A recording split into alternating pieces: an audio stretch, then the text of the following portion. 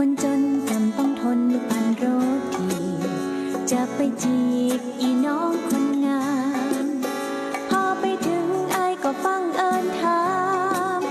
พอไปถึงไอ้ก็ฟังเอิญถามอีน้องคนงามกินข้าวแลงแล้วกาน้องได้ยินก็ปิดประตูดังปังไอ้เลยฟังจูงรถถีบออกมา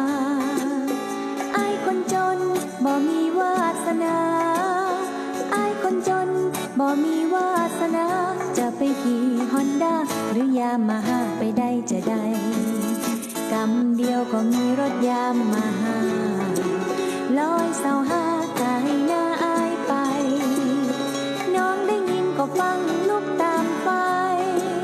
อีน้องได้ยินก็ฟังลุกตามไฟ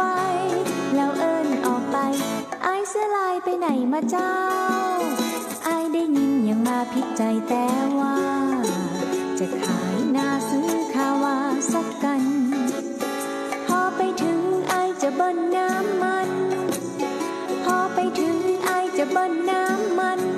คือน้องแกนควันตายจังมันสาวมอเตอร์ไซค์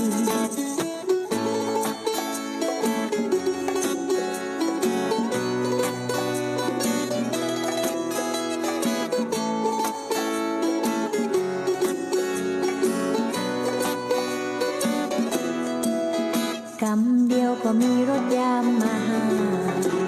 ลอยเสาห้ากายหน้าอายไปน้องได้ยินก็ฟัง